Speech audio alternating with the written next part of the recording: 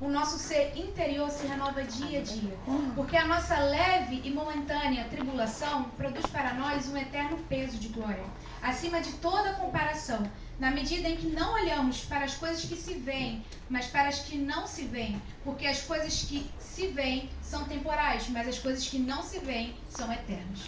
Pai, te agradecemos pela sua palavra. Obrigada, Senhor, por esse dia. Pai, eu te peço que, em nome de Jesus, nos dê ouvidos atentos para ouvir a sua voz, Pai. Que o nosso coração possa receber a tua palavra e tudo aquilo que vem impedir da sua palavra ser falada em nossos corações caia por terra em nome de Jesus. Em nome de Jesus, amém. Podem se assentar. Bom, quando a pastora me chamou para pregar domingo, ela falou, estava indo pro banheiro, aí ela falou, Cauane, você vai pregar domingo. Domingo? Ela, você vai pregar domingo. Falei, tá bom. Aí, rapidamente veio na nossa mente assim, pregar de novo, né? Tem que levar a palavra, tem que estudar. Aí o Senhor também rapidamente me trouxe a memória assim, você não falou eis-me aqui pra mim? Falei, Senhor. Aí ele falou também, você não tá com a mão na arada? Por que você quer olhar pra trás? Glória. Poderia ficar sem essa, né? O Senhor, a gente tem que entender uma coisa, que o Senhor nos ama tanto, o amor de Jesus é tão grande por nós, que Ele poderia fazer tudo sozinho, não poderia? Ele poderia fazer tudo. Ele é Deus, Ele pode fazer tudo sozinho. Mas pela misericórdia dEle, Ele escolheu a mim e a você para ser cooperantes na obra dEle. Então a gente não tem que levar isso como um fardo, mas como o amor de Jesus por nós. E por vezes, vamos passar por alguns momentos, por algumas tribulações momentâneas, que aqui 2 Coríntios fala, que vai produzir em nós a fé e a esperança. Vamos precisar passar por estresse hídrico. Eu faço faculdade de gastronomia e um dia, na aula de enologia, eno significa vinho e logia, estudo sobre vinho. E nessa aula, a professora estava falando sobre a uva, sobre a videira e tal. E aí, quando ela estava falando, eu fiquei tipo, nossa, veio uma revelação assim do Senhor, parece. Ela estava dizendo que para uma uva ser muito boa, para um vinho ser muito bom, ser apreciado por grandes enólogos, um vinho muito caro, você precisa de uma matéria-prima muito boa. E a matéria-prima é a uva. E a uva, sabe o que os agrícolas fazem? Eles fazem um processo com ela que se chama estresse hídrico. Eles tiram a água da uva, eles deixam ela ali um solo pobre, um solo enfraquecido, sem muitos nutrientes, sem água, porque quando ele faz isso, ela desenvolve uma raizinha assim bem fina, que vai até o subsolo dela, que é rochoso, e lá ela tem água para ela. Mas quando eles deixam muita água, muitos nutrientes para ela, ela não se desenvolve, ela fica uma uva seca. E uma uva seca não é uma uva boa para fazer vinho. Para fazer suco até pode ser, mas para fazer vinho não é. E aí, eu falei, o Senhor coloca às vezes a gente no estresse hídrico. Ele faz com que passamos por certas tribulações, por certas momentâneas adversidades, para que possamos desenvolver a nossa raizinha nele. E para que nós possamos subir de nível de fé. Porque existem 3 estágios da fé, eu separei aqui. O primeiro é o estágio, é o nível daquele que acredita porque todo mundo está acreditando. E um exemplo clássico disso é o povo de Israel. Abre sua Bíblia em Êxodo 16.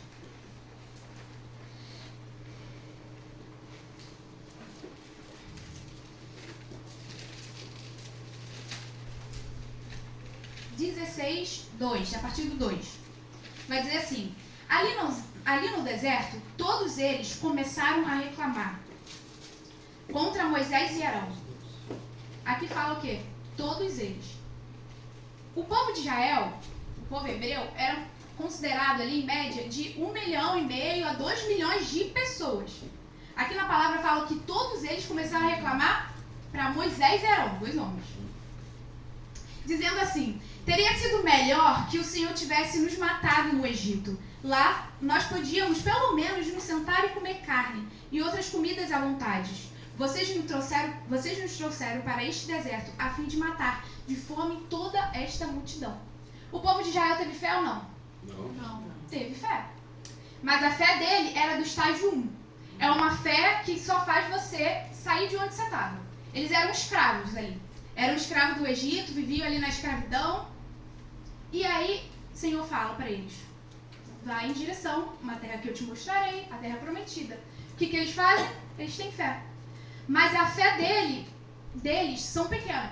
É a fé que podemos dizer hoje que é o Maria vai com as outras. Aí todo mundo está indo, eu também tenho que ir, né? Aí todo mundo está casando, eu também tenho que estar casando, né? Aí todo mundo está fazendo essa prova, eu também tenho que estar fazendo essa prova. É o Maria vai com as outras.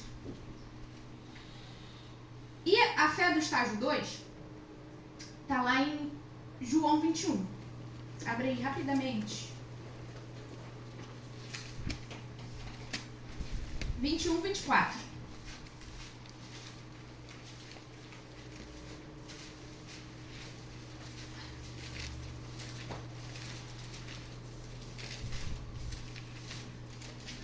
Ora, Tomé, um dos 12, chamado Dídimo, não estava com eles quando veio Jesus. Disseram-lhes, pois, os outros discípulos: vimos o Senhor. Mas ele disse-lhes: se eu vir o sinal dos cravos em suas mãos, e não puser o meu dedo no lugar dos cravos, e não puser a minha mão no seu lado, de maneira nenhuma crerei.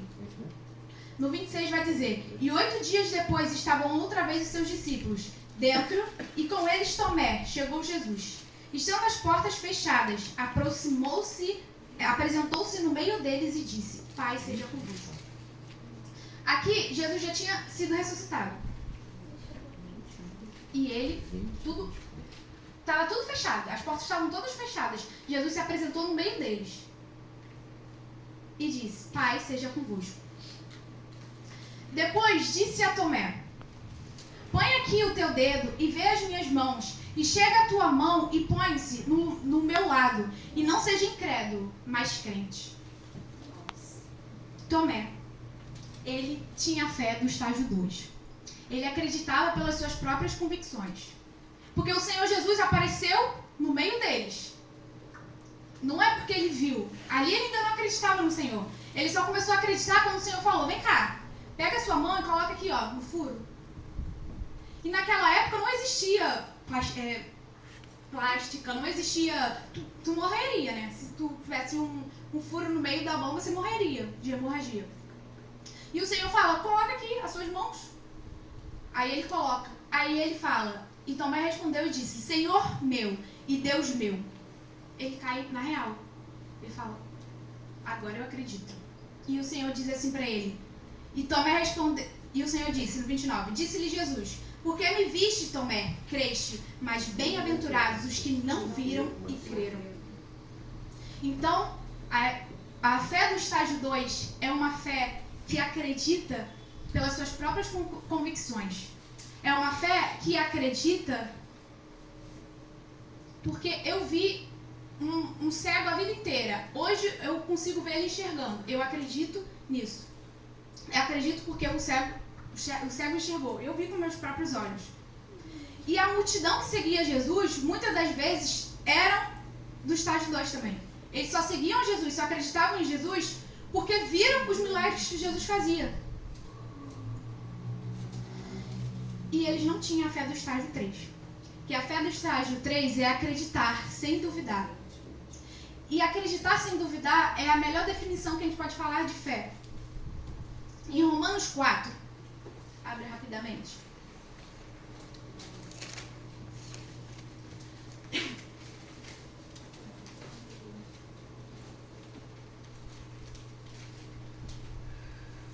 Abraão, contra toda esperança, em esperança creu, tornando-se assim pai de muitas nações, como foi dito a seu respeito.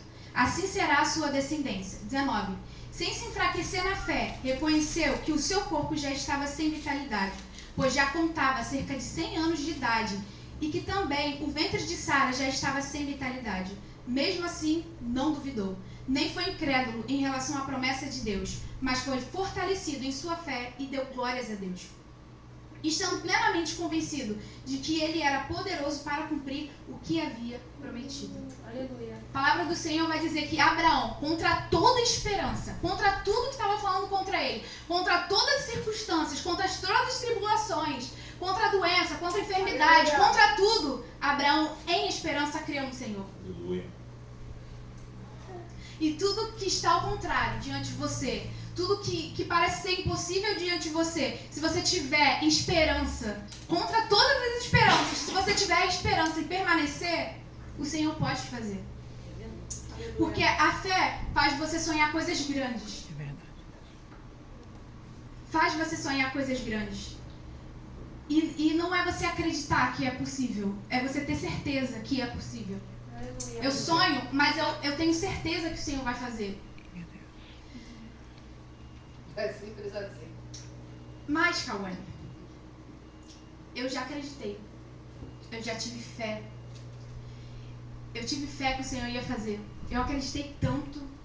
Eu tive convicção que era isso que o Senhor queria pra minha vida. Nossa, eu tive tanta fé e era tão convicto disso.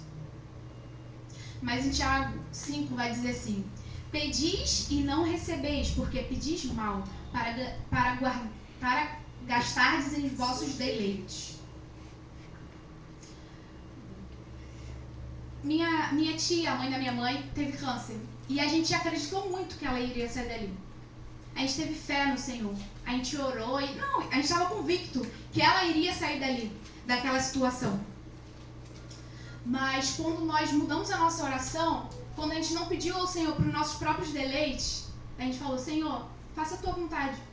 Faça a tua vontade sobre a vida dela. E o Senhor fez. Aleluia.